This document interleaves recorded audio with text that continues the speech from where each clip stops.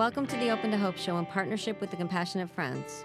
I'm your host, Dr. Heidi Horsley, and I'm here with my mom and co-host, Dr. Gloria Horsley. Hi, Mom.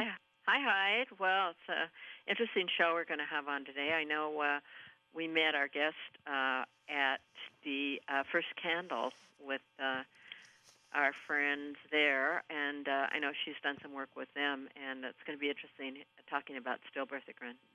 Absolutely, and she's also been on one of our cable shows, so if anyone is interested in viewing that, they can just go to opentohope.com and look her up, and her name is Debbie Haine Vijayvergyia, and I will introduce her, Mom.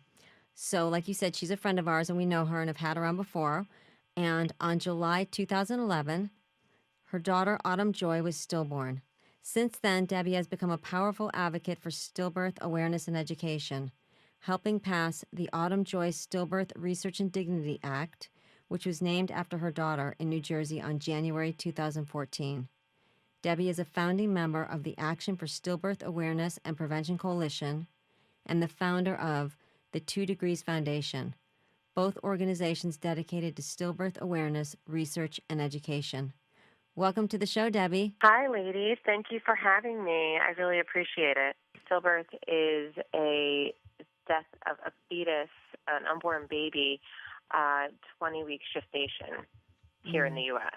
The big implications for that, it seems to me, that unlike having a miscarriage, the baby is formed, and also you often have to go to the hospital to delivery. Also, you're showing. I had 2 miscarriages in my first trimester, and nobody knew I was pregnant.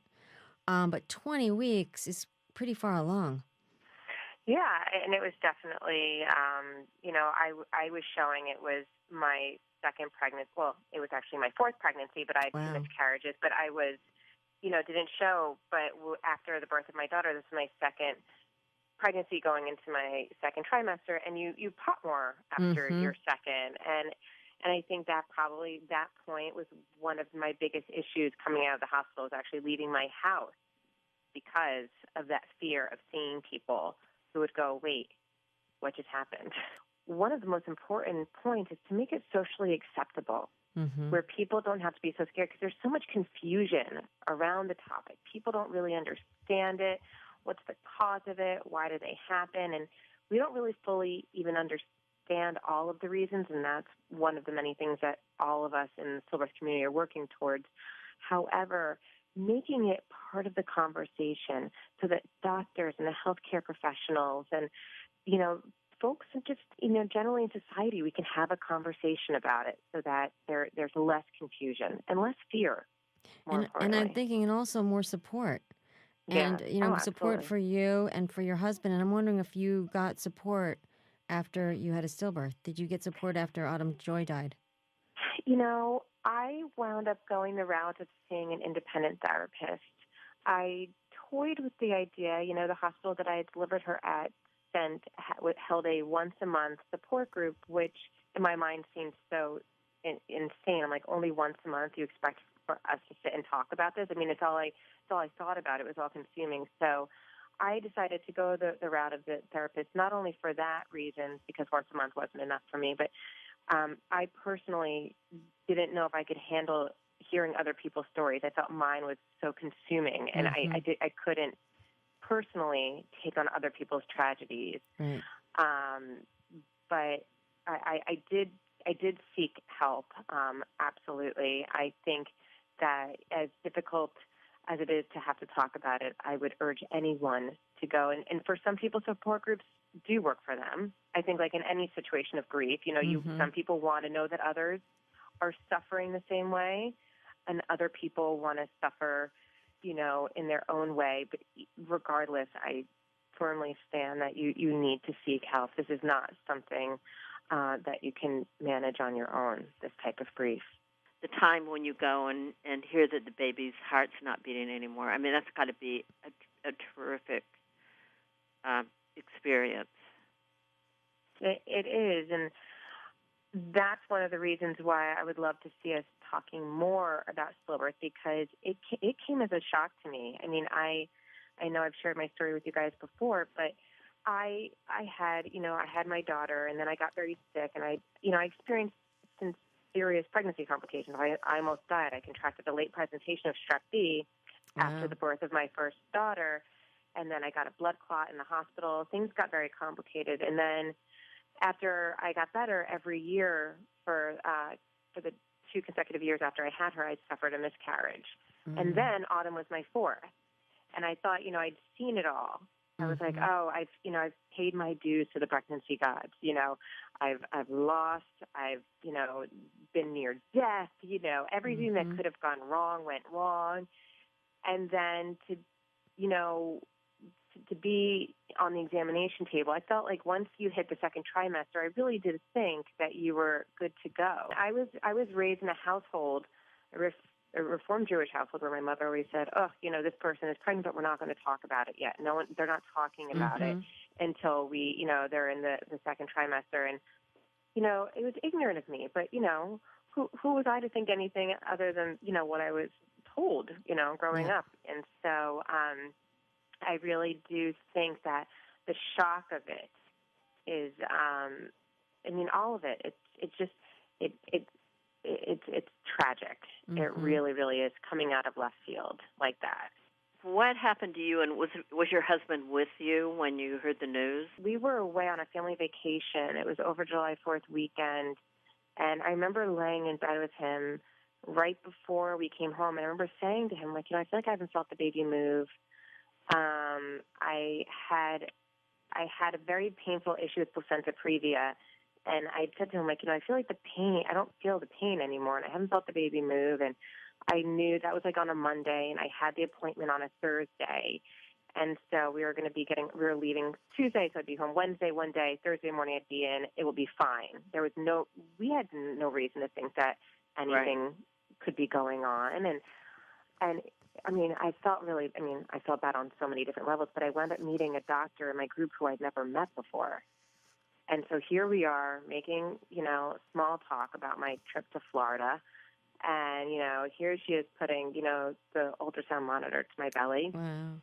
And she's going, well, first it was the heartbeat monitor. I remember that. And she was like, oh, maybe it's broken. And she got a second one. And then she got the monitor, ultrasound monitor, and nothing, just like all of life's tragedies, nothing can prepare you to ever look into an ultrasound monitor and see nothing moving. Wow. So I was alone, and she left me to make my phone calls. And fortunately, my husband happened to be home, which never, ever happens. And, he came and he found me, and we headed home and packed a bag and went to the hospital. Now, talk about your experience, because I know that you have worked on very hard on passing the Adam Joyce Stillbirth Research and Dignity Act. What happened to you that you felt that there should be a Dignity Act? Well, I wound up delivering Autumn at the hospital that I was born at. So I had high hopes. I was very excited to move to the town that we did, knowing we were so close to this hospital. It was my family hospital. And when I arrived on the labor and delivery floor, which you can imagine all you hear is our babies crying and screaming, they put me into a room and left me to change. And I heard a woman actually delivering a baby in the next room. And I stood there frozen, and before I knew it, I was being brought out by a nurse, and she brought me down the hall to another room. And while I was there, within maybe after I got undressed and was, in the bed and being hooked up and to, medication and whatnot, the social worker arrived and started basically shooting off questions to me without any sort of sensitivity to the issue. We had just found out that, we lost our baby.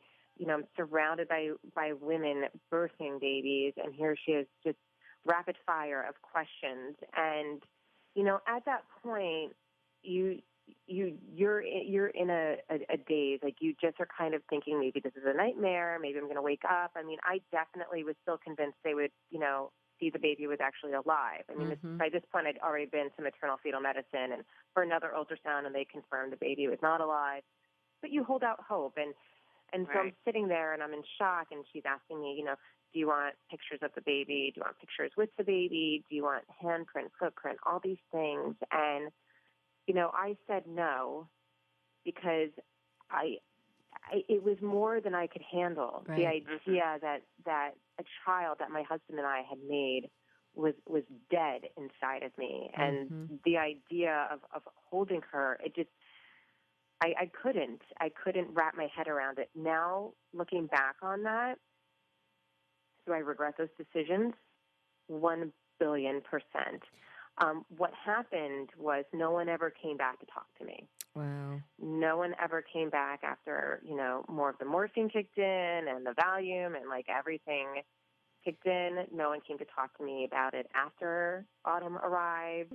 Sensitivity and empathy are lacking significantly around the issue of stillbirth. I think many people don't really fully get it. Right.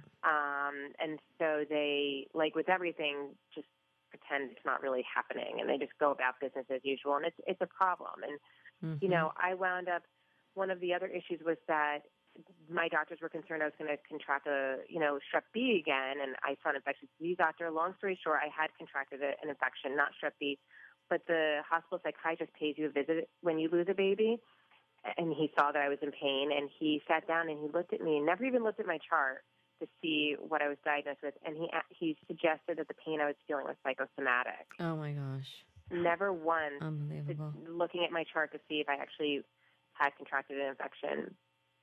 And, I mean, I could go on, and I won't bore you, but it was just one thing after another. And 6 months after I got my head around it all, after I'd been through all of this, I did write a letter. Oh, good for you. I harbored a lot of resentment.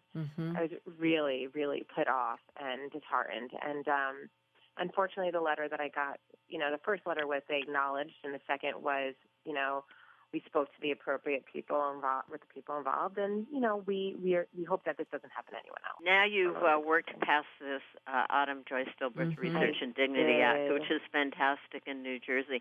And tell us about your organizations, the Second Degree Foundation, and what you're doing. After the legislation was passed, it wasn't passed without any sort of appropriation funding. So I decided to go ahead and I set up a special project fund through the Community Foundation of New Jersey called the 2 Degrees Foundation, because, whether you know it or not, there's often only 2 degrees of separation between you or someone who's experienced a pregnancy loss or stillbirth.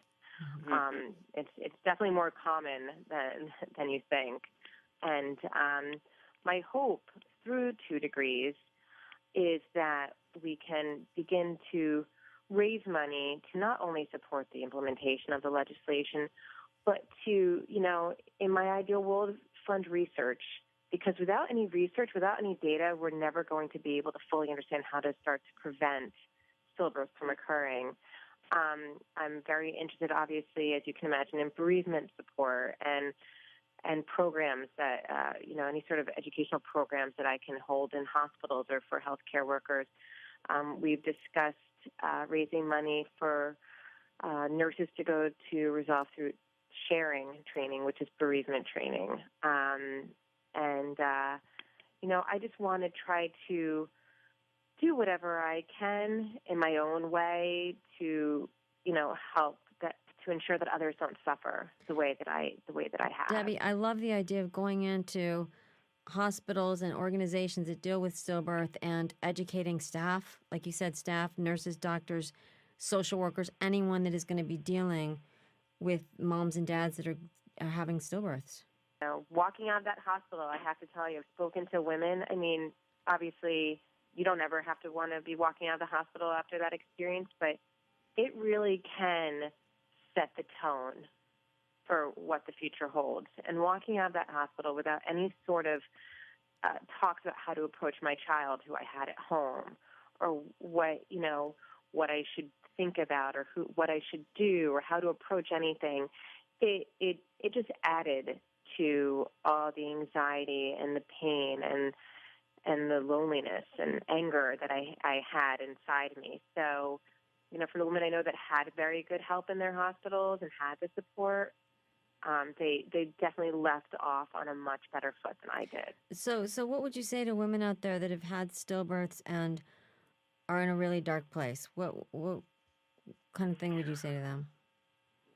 The only thing that I've ever said to anyone is that it does get easier. I've said to many people as well, there isn't any sort of a guidebook. There's no rules to grief in general, and especially one like this, because, when you become pregnant, the second that you take that pregnancy test, all of your hopes and dreams are like right there on that stick, and you're going, this is the beginning of something beautiful. This is going to be my future. And when that future is no longer a part of your reality, it's very hard. And so what I told everyone is take your time, listen to yourself. Don't let anyone make you feel bad about how long it's taking you or how you're acting or how you're handling things. Because at the end of the day, they're not walking in your shoes. It's just you. And the less pressure I found that I put on myself, the more that I allowed myself to just grieve, I found it was definitely easier for me. I know people, feel like that sense of, society doesn't expect me to be grieving like this. My job expects me to be back at work. My husband wants this. My friends want that, and I didn't work that way. I very much went through my own process, and I think that, give in to yourself, be patient, and be kind. Always, always be kind, and know that the pain does get easier. I love that, really Debbie. does. Thank you so much. That is a great note to end on. And Mom, like you always say, if you've lost hope, please lean on ours. Thanks for listening today, and God bless. You've been listening to Open to Hope Radio, hosted by Doctors Gloria and Heidi Horsley. Like today's edition, all of our past programs are available on demand at opentohope.com, along with helpful articles, videos, resources, and links to help get you through the toughest time of your life. You can also follow us on Facebook and Twitter and sign up for our monthly newsletter. Again, that's opentohope.com. Check it out today. Then be sure to stop by next Thursday at 9 a.m. Pacific Time when we'll be posting another edition of Open to Hope Radio. Remember, others have been where you are. They made it through, and you can too, as long as you're open to hope.